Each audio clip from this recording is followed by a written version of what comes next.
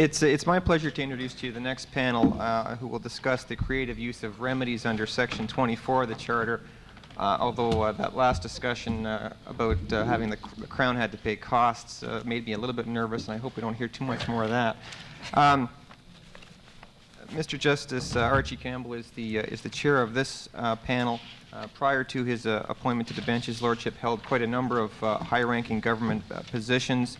After being counsel in the Crown Law Office for a number of years and a professor at Osgood, he was Assistant Deputy Attorney General in charge of policy, Deputy Minister of Correctional Services, and Deputy Attorney General.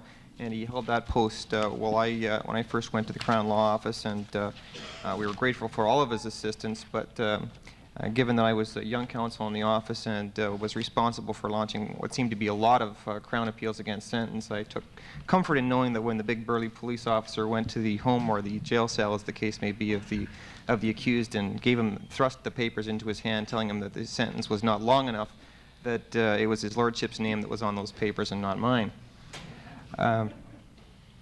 He was appointed to the High Court in 1986 and was quite recently appointed as Senior Regional Justice of the Toronto Region in the Ontario Court General Division. And I must say that his charges to the jury with respect have always been a pleasure to defend. We're fortunate to have him here to give us his views with respect to Section 24. You've never been able to defend one successfully. I knew you'd say that. To his lordship's left is Bruce Duncan. Bruce graduated from Osgood Hall Law School, but was called to the Bar of Alberta in 1975, where he was counsel to the Attorney General for Alberta for some 11 years, ultimately doing many appeals to the Alberta Court of Appeal and the Supreme Court of Canada. My personal favorite of the cases that Bruce did is the Alberta Court of Appeal's judgment in Sandercock, where Bruce, through an incredible display of advocacy, was able to convince the Alberta Court of Appeal that whenever anyone was convicted of sexual assault, that they almost automatically went to jail for 3 years. I think you misread it. Bruce eventually returned to Ontario in 1986, where he was counsel at the Crown Law Office for a number of years before going into private practice in 1988. Argued a number of significant appeals in the Supreme Court of Canada, most notably Dubois dealing with Section 13 and Switzer dealing with the admissibility of similar fact evidence. And he was also counsel on the recently released judgment of the Court of Appeal in Biddle dealing with the impaneling of a jury. To everyone's far right is Jocelyn Speyer, who's been counsel in the Crown Law Office Criminal for some 8 years now. She's argued a number of important criminal appeals, among them the Scientology case dealing with search and seizure. She was also counsel on Biddle, the judgment that Bruce is also a counsel on, although I think she fared somewhat better than Bruce did in that particular case. So far. And she was also counsel in the recent Supreme Court of Canada judgment in Creighton, where by a slim 5-4 majority, the court upheld the constitutional validity of unlawful act manslaughter. She has an interest in continuing legal education and is presently the Vice President in charge of education of the Ontario Crown Attorneys Association, as well as being on the faculty of the Federation of Law Society. So with that, I turn it over to Mr. Justice Campbell. Starting out with a practical question as to how you come to assert some of these remedies. The Ontario Courts of Justice Act provides in Section 109 that if you're going to attack the constitutional validity or the constitutional applicability of a piece of federal or provincial legislation, you have to serve both attorneys general.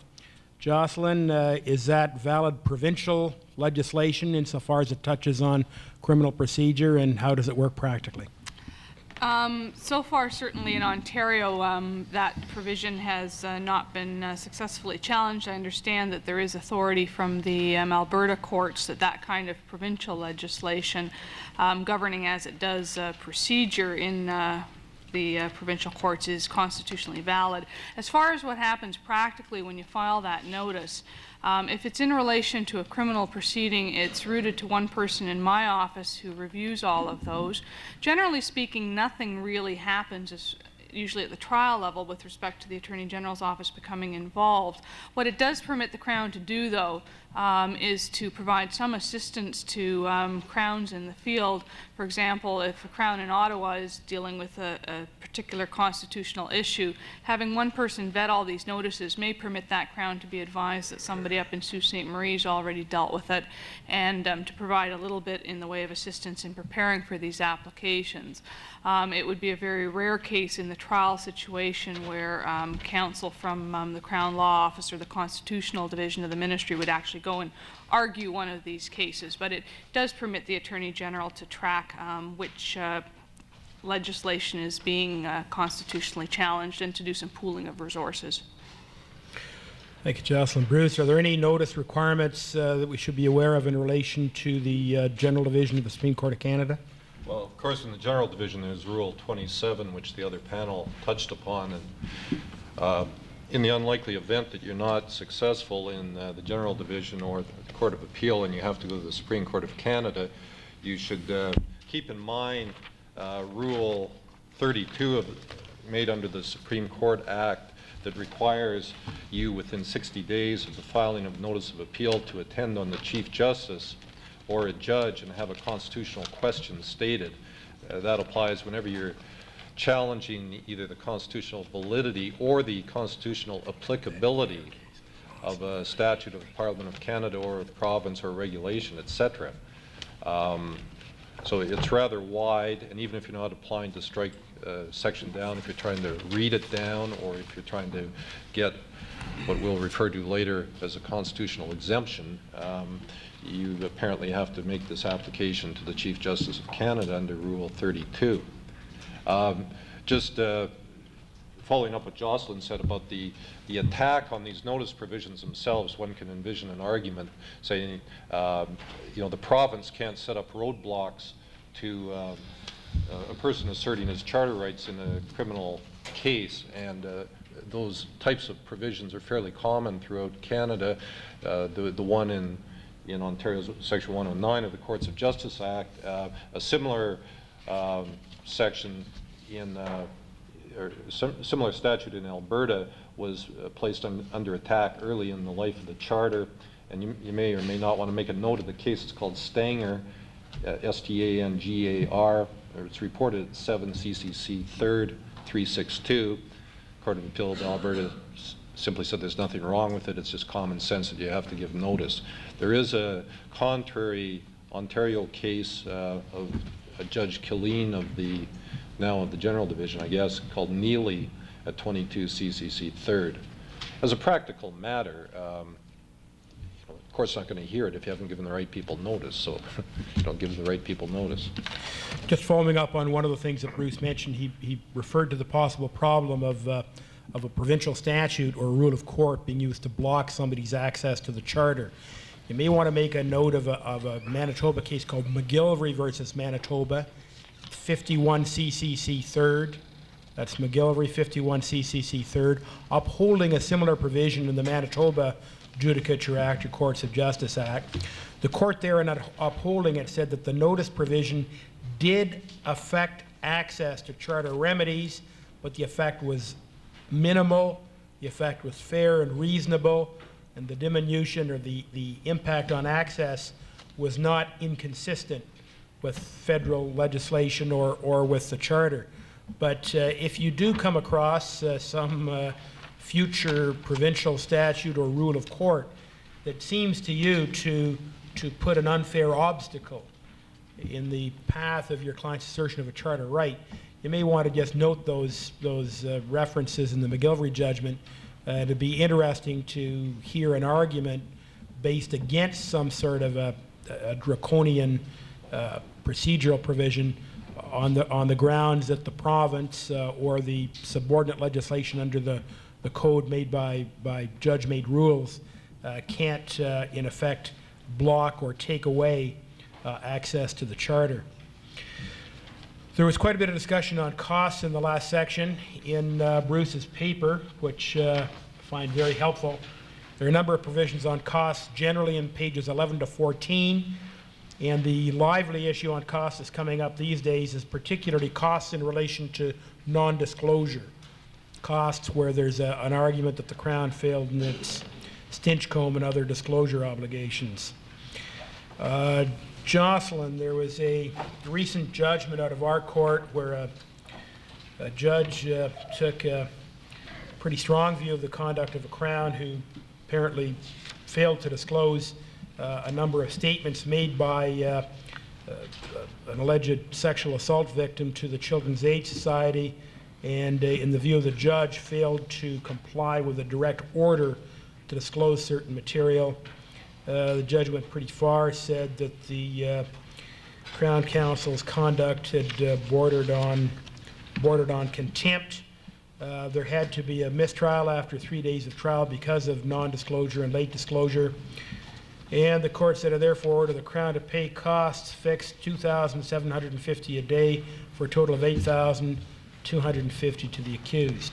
How much of a potential problem is this to the Crown? How much of a potential boon to the accused? Can we expect to see more frequent applications of that nature where there's a feeling on the part of the judge that the Crown should have done better in its disclosure obligations? Well, just by way of follow-up to the case you referred to, it's a case called EB, and it's currently under appeal by the Crown, not surprisingly.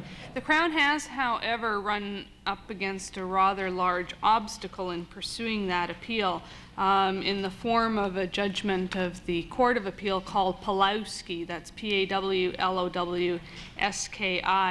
reported at 14 CRR 2nd 296. Pawlowski was not a disclosure case. It was a case where the Crown sought to obtain an order appointing a commission to take evidence in the Soviet Union in relation to a fellow charged with various war crimes. Mr. Justice Chadwick dismissed that application on the basis that to permit a commission evidence to be taken in that case would infringe Mr. Pawlowski's Section 7 rights. Mr. Justice Chadwick then went on to order costs against the Crown in relation to the application to take commission evidence. The Crown, being unhappy with that order, pursued an appeal to the Ontario Court of Appeal. Mr. Pawlowski's counsel brought an application to quash the appeal, saying, Crown, you don't have an appeal. And while the Court of Appeal said a lot of things in Pawlowski, what they said about the Crown's right of appeal was essentially, in that case, that you don't have one. Now, leaving aside sort of any discussion of what right might have been infringed in that case that gave rise to the order of costs, I think it's clear in some of the obiter of the Court of Appeal that they are of the view that a Superior Court judge has jurisdiction under 24(1) of the Charter to order costs against the Crown in an appropriate case. The difficulty with Pawlowski was that there is no appeal available to the Crown from an order declining to make an order of commission evidence. And therefore, there was no way, this cost order didn't stand alone. It wasn't a discrete final order, the majority found, and therefore the Crown had no right of appeal. The Crown sought leave to appeal that decision to the Supreme Court of Canada, and that was denied. So what we have presently is Justice Chadwick's order of costs and the Crown with no remedy. Now, just a couple of, before everybody starts rubbing their hands together and saying that this is delightful, just a couple of things to bear in mind. The majority in Pawlowski indicated that at the end of its judgment, and it's probably obiter, but they say that it's evident that the decision of Justice Chadwick in this case stands as precedent for the award of costs under 24(1) of the Charter against the Crown in a criminal proceeding only in a rare case that is unique and one where it is questionable whether there will ever be a similar prosecution. So the majority clearly sees it as being, I think, a remedy that's restricted to an unusual case. As well, Mr. Justice Osborne, who was in dissent on the issue of whether the Crown had a right of appeal, also indicated that as a general proposition, the criminal courts are not engaged in the business of ordering the Crown to pay or be paid costs.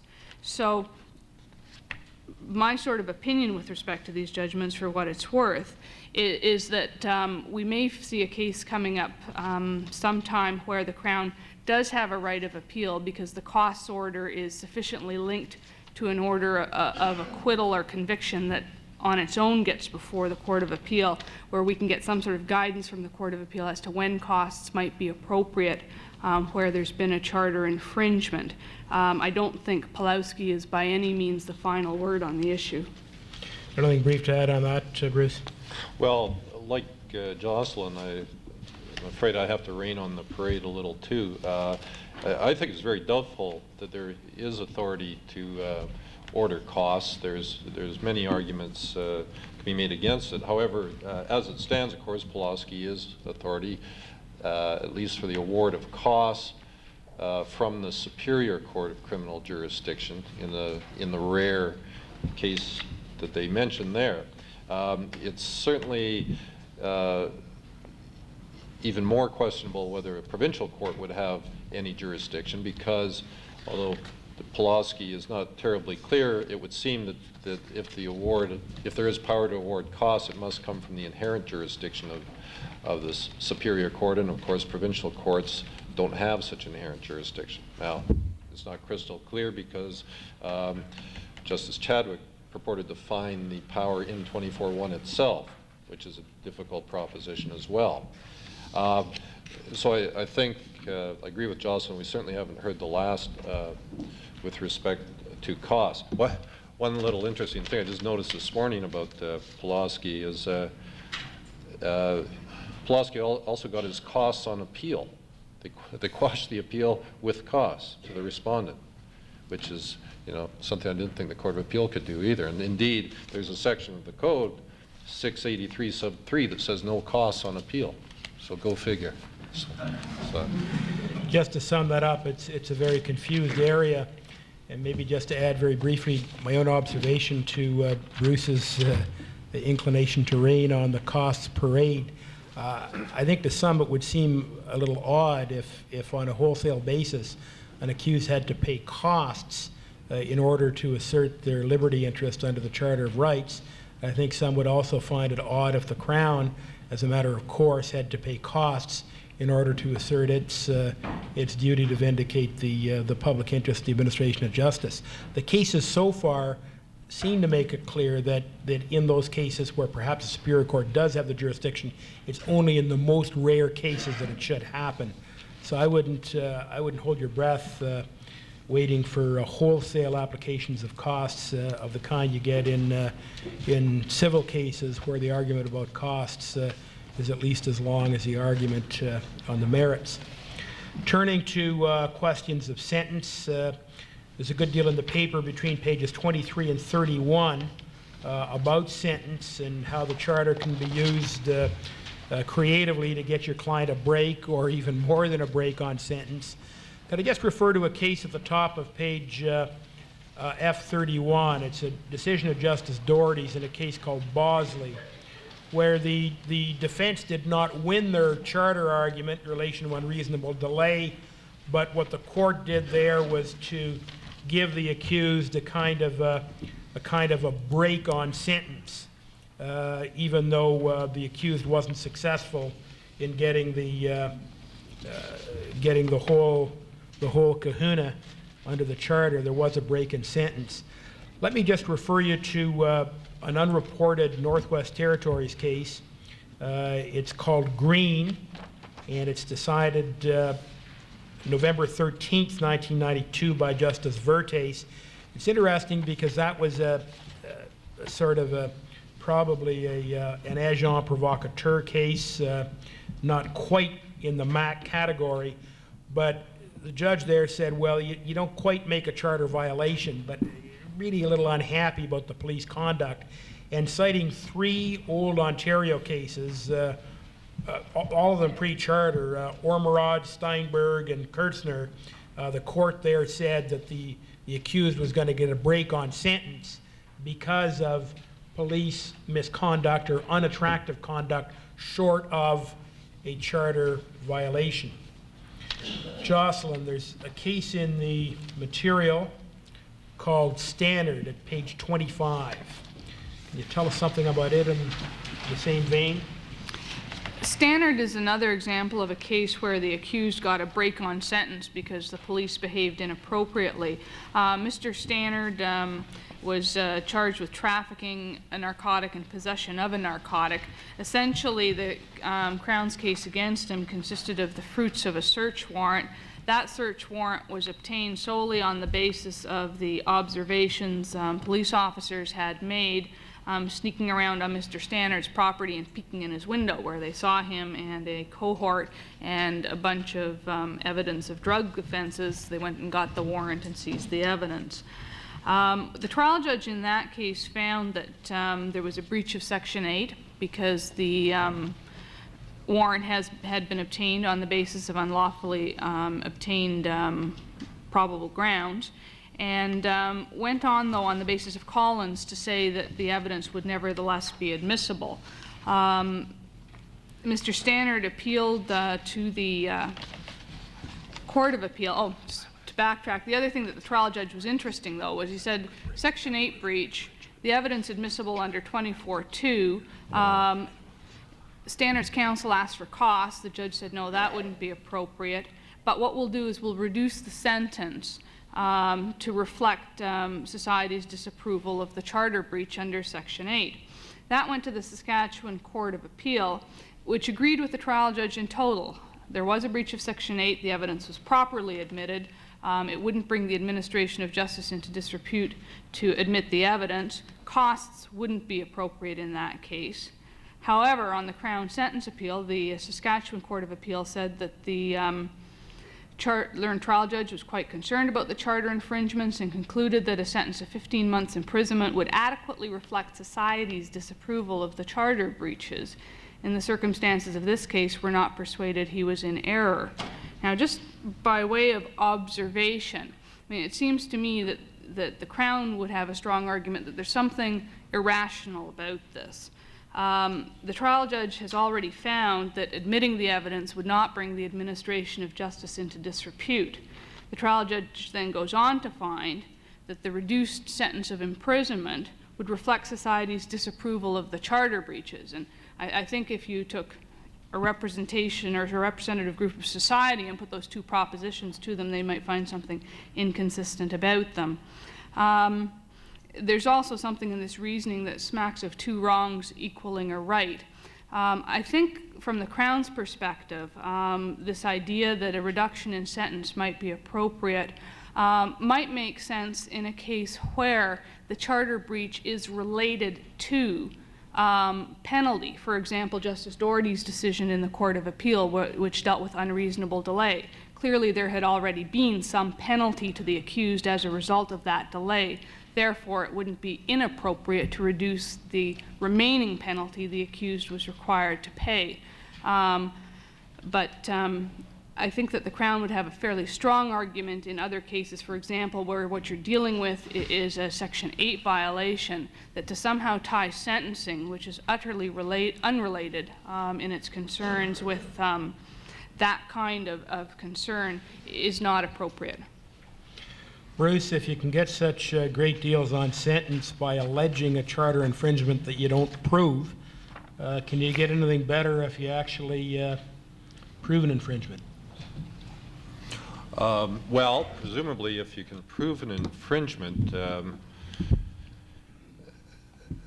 well, you should be able to get something better. Certainly, you obviously should be able to get exclusion of evidence or some other type of remedy. However, it may be that it doesn't pass the 24(2) test or otherwise isn't deemed to be an appropriate remedy for whatever reason. This sort of comes down to the question, well, what's left? And I sort of agree with Jocelyn that this idea of giving this little reward or plum at the end of the case to the accused because things didn't go all that well for him during the investigations sort of lacks any kind of underlying principle. But on the other hand, even though it's illogical, it still may be appropriate because of course sentencing is sort of the last stop on the railroad, and since it's the only thing left that you can do for them, maybe it would be an appropriate place to give them a remedy. Now, I guess it's important to keep in mind that, as Justice Campbell has said, that this idea of reduction of sentence because of police misconduct or some seemingly extraneous feature in the investigation, this has been around before the Charter, and it can be invoked quite apart from the Charter. And in many cases, you wouldn't even want to undertake to establish a Charter breach because it's biting off more than you have to chew. But there are cases where you would want to, or you would be faced, for example, with a minimum punishment or a mandatory order, such as, minimum term of imprisonment or the Section 100 orders. And the question is, what can you do then? It would seem there that you must make a full frontal attack on the legislation that creates the minimum penalty or the mandatory order and seek to have it struck down. That's the first step. Now, it may be that that your chances of success on that are not very good, because the minimum penalty or the mandatory order is generally a very appropriate thing. One can imagine, for example, take an extreme example, life imprisonment for murder. Now, most people would think there's not much wrong with that. One can maybe envision, a case of euthanasia, which is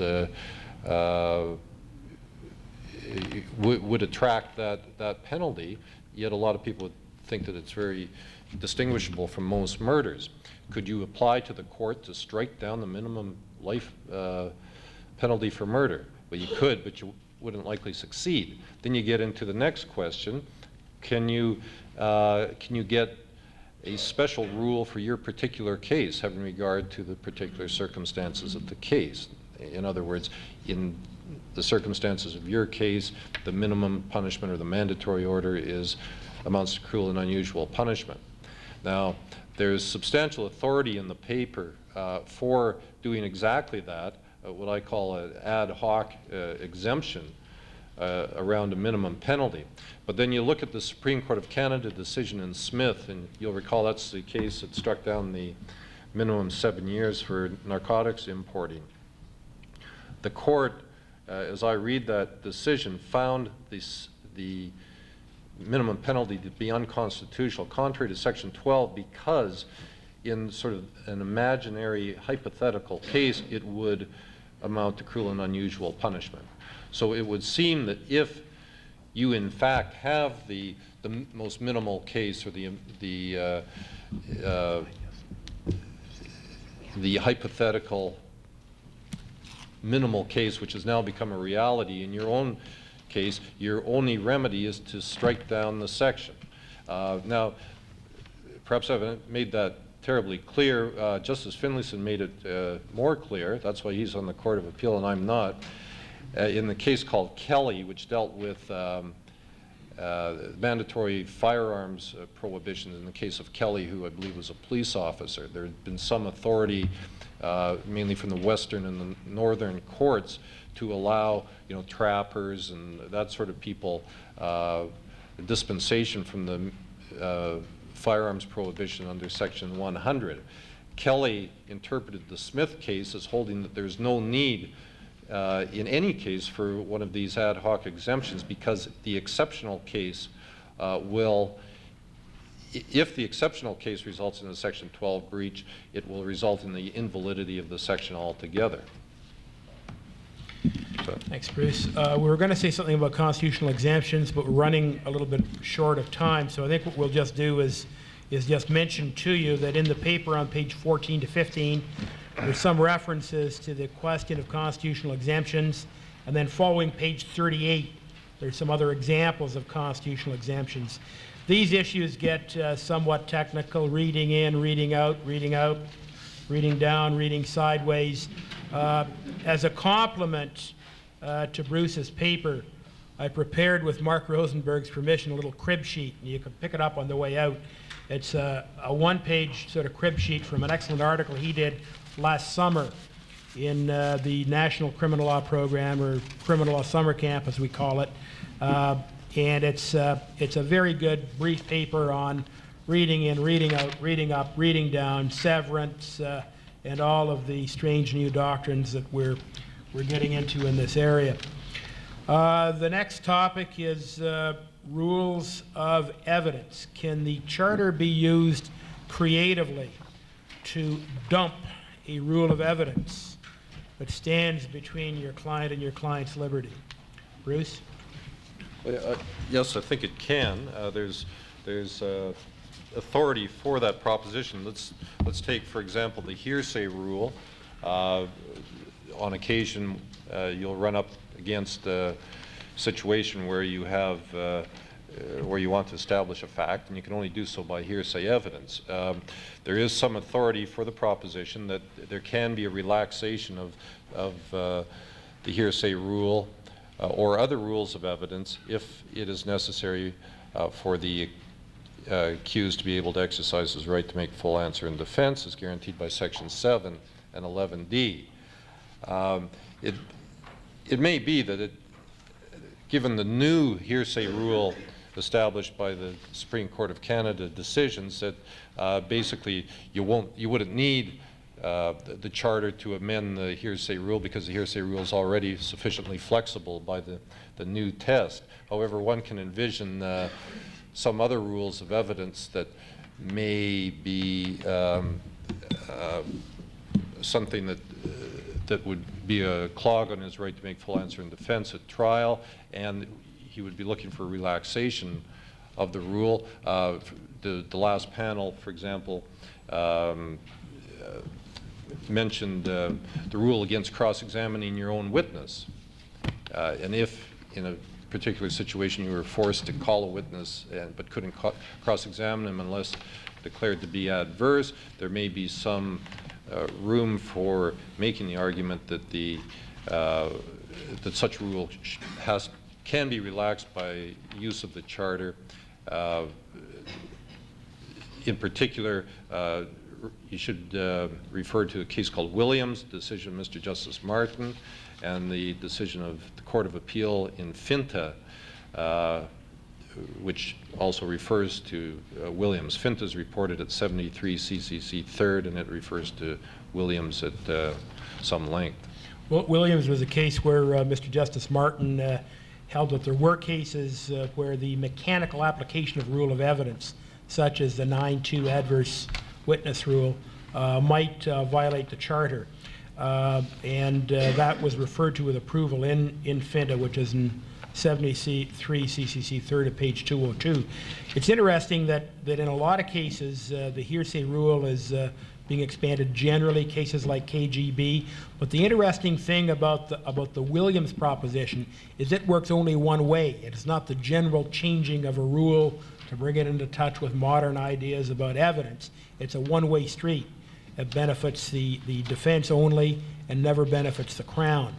Another example is a case called Small, Charles Henderson Small, unreported judgment of Mr. Justice Forrestal, September 11th, 1991.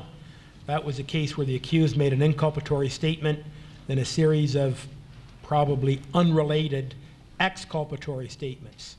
The defense wanted to draw the exculpatory statements out of the officers, which of course violates the rule against self-serving evidence, contrary to what the Court of Appeal said in a case called Campbell in 1975.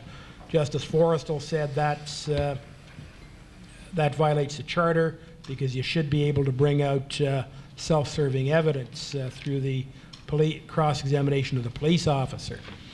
I just take 1 minute on some of the problems that arise with that I think everybody would say is certainly a creative use of the charter. It's not followed by all other judges. And the dilemma that judges get into when a colleague is creative is, do you follow your colleague or not? There are two different schools of thought. One is that you are, almost as a matter of law, bound by the decision of your colleague. And that view was taken by Mr. Justice Hughes in a case called Cartna, 1979, 2 motor vehicle reports. And he said that the proper procedure, without which the administration of justice would fall into disrepute and disarray, is for a judge in his position to consider himself bound by what's been decided in his own court. He goes on to say that otherwise, if you get one accused convicted and the other in precisely the same circumstances acquitted, you'd have uncertainty and potential scandal. Justice O'Driscoll, in a case called Groves, in 17 OR 2nd, citing some English authority, said you try to follow your brother and sister judge, you do if you can, through the rule of judicial comity or collegiality, not because you're bound to, but if you're really convinced the other judge is wrong, then you don't have to follow it. So you've had some interesting challenges of advocacy. If you have one judge who does something very creative and you're in front of another judge whom you may not consider to have exactly the same degree of creative juice. And I guess the two things you're working with are the judge's sense of fairness balanced against the judge's concern for their jurisdiction. But it's a bit of a dilemma, certainly for us, particularly because it can take so long to go upstairs to the Court of Appeal and get conflicting decisions sorted out. Jocelyn, section 24.2, but the section that Alan Gold calls the last laugh provision of the Charter.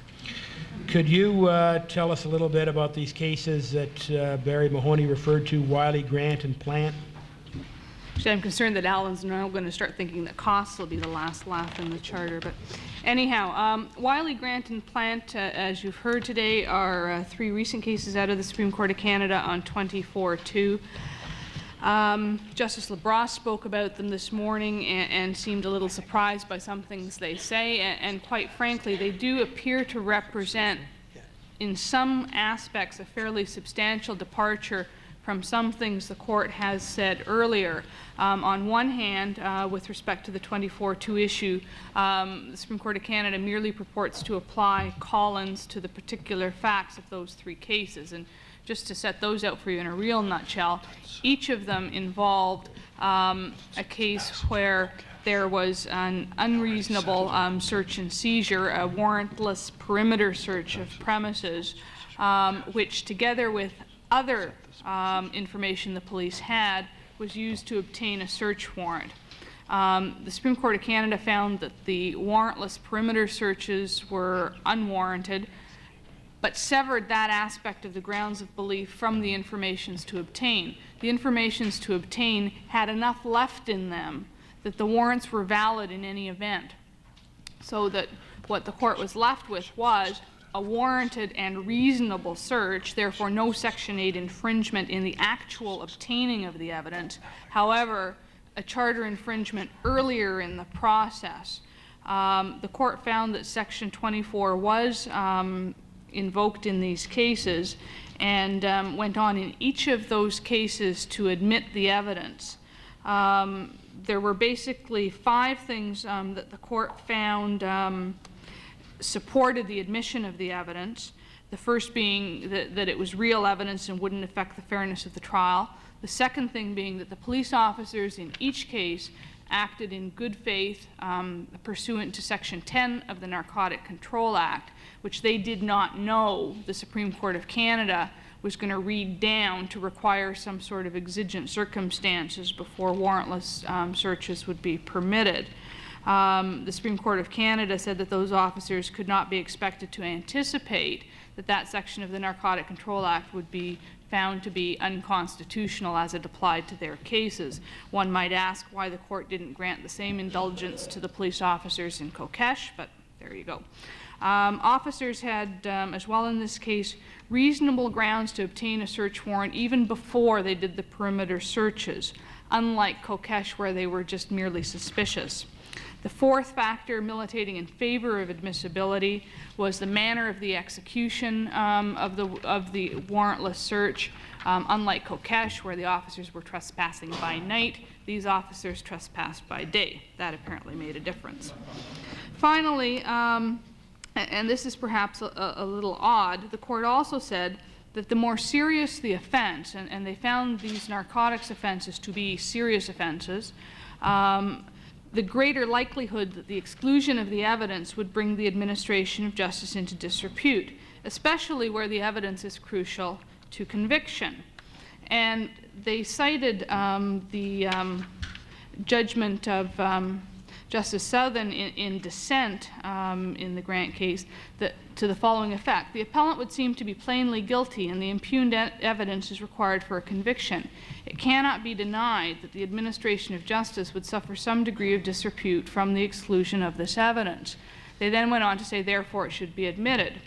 What they also do note before that is Justice Southern quoted that from Kokesh, where they excluded the evidence. So that's why I say these cases do seem to be a departure from some of the previous jurisprudence. It certainly gives the Crown some very strong ammunition in cases where real evidence has been seized to argue that that evidence should be admitted, notwithstanding a charter breach, particularly in cases where there was good faith. Bruce, do you get any shivers down your spine at the proposition that in that quote that if the judge is of the view that the accused is clearly guilty and that the evidence is necessary to convict the guilty accused, then it should be admitted? How does that grab you? They'll change their mind next year. Go the other way. So I don't know. No, I don't think it is all that alarming. I think the these cases, to a large extent, turn on the fact that the sections weren't previously authoritatively interpreted, and the police were acting in good faith. So I don't have much difficulty with them, really. Could I just before the last topic, we're gonna try to be merciful this afternoon, wrap up a little early for you. Just before going to the last topic, which is 10B and exclusion, could I just return to that question? Remember we talked about Williams and Finta and the proposition that you may be able to dump on constitutional grounds a rule of evidence that stands between your client and your client's liberty. And when we were preparing for this, we were trying real hard to come up with examples that would relate to that sort of one-way street proposition. Bruce gave you one, I gave you small. Listening to Barry Mahoney this morning and looking particularly at his paper on pages 15 to 18, if you're looking for examples of situations that you may want to try on, I don't know if they'd work or not, in relation to that Williams-Finta principle that you can use the Constitution to strike down a rule of evidence that hurts you. Take a look at some of the things that Mahoney's got in there around pages 15 to 18 in terms of some of the New York constitutional rules and how they've affected in sort of spot decisions in favor of the accused, the rules of evidence. Last question, and that's exclusion 10B.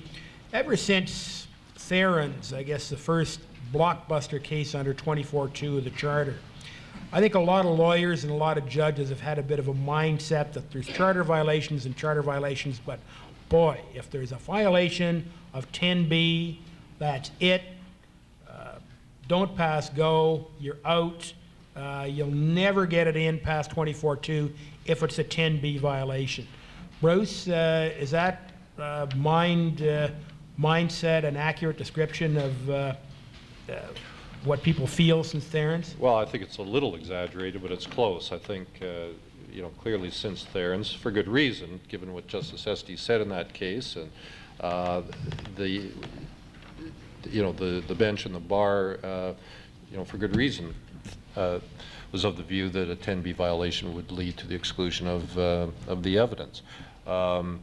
Since then, there's been some retreat from that, but I think it's still a fairly solid proposition, particularly, again, the criteria that Collins has set out for the 24.2 analysis, again, would support the notion that 10B violations, which usually result in self-incriminating evidence, would result in exclusion. Jocelyn?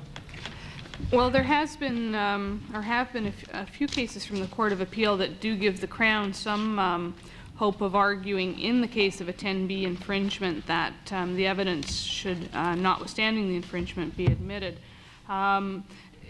They're clearly cases that turn on their own facts, and I guess they make the point that, you know, not all breaches are breaches in the significant sense. I'll just give you a quick synopsis of three of them. One is our Court of Appeals decision in Babinski at 67 CCC 3rd, page 187. The particular infringement in that case was that the police officer declined to permit Mr. Babinski to place a call to his lawyer immediately following his arrest and for some time thereafter. The officer being gravely concerned for the well-being of the deceased in that case. The officer at that point in time thought that Mr. Babinski may have been related to her disappearance. The officers didn't know she was dead yet. And they were concerned that permitting him to make a phone call would result in harm coming to the deceased. They were too late, but in any event, in that case, the Court of Appeal admitted a statement that Mr. Babinski made to the police in those circumstances before he consulted with counsel on the basis that it was clearly a case of exigent circumstances. They weren't about to second-guess the police officer's concern with respect to the safety of that person. Secondly, a case called OLAK, O-L-A-K, reported at 55 Canadian Criminal Cases 3rd, page 257.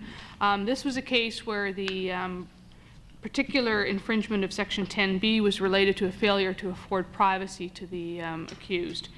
And notwithstanding the fact that there was an officer present or nearby when the phone call was made, the accused did consult with counsel, obtained legal advice, provided the sample. The Court of Appeal in those circumstances said that the infringement didn't interfere with his ability to meaningfully exercise his right, and the evidence was found to be admissible. Finally, in a case called Marshall, 52 Canadian Criminal Cases 3rd, page 130, again, an infringement of the right to counsel in that the officer directed the accused at a particular point in time, now is the time to call your lawyer, thus implying that there wouldn't be any other time. The court found that that was an inadvertent and technical breach that, again, didn't impact on the accused's conduct and admitted the evidence. Thank you. Just one last reference for those of you unlike Bruce, who are scared a little bit by that passage from Grant. Take a look at an unreported Nova Scotia Court of Appeal case, September 15th, 1993, in a case called Borden. It's a very interesting case where the accused gave some consent samples on the basis of which the forensic people found a 5-probe DNA match between him and some evidence relating to the person of a lady in an old folks home who had been sexually assaulted. It's hard to imagine evidence that's more cogent. It's hard to imagine a situation that's more serious. The Nova Scotia Court of Appeal seemed to take the view that the omission of the evidence would establish the matter adverse to the accused beyond a scintilla of a doubt. Notwithstanding that, they excluded it under 24-2. So maybe Bruce is right. Maybe you shouldn't be too scared about how things are going to shake down in light of Grant. But we thought, as I said at the beginning, we'd be merciful and finish a little early. Thank you very much.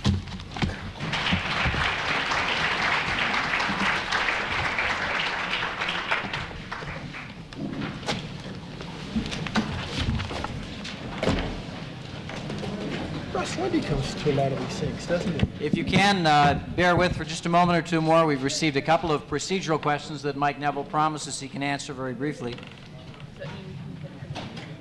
I don't know. And we thank the panel. They can be permitted to step down and get off for the pregame meal.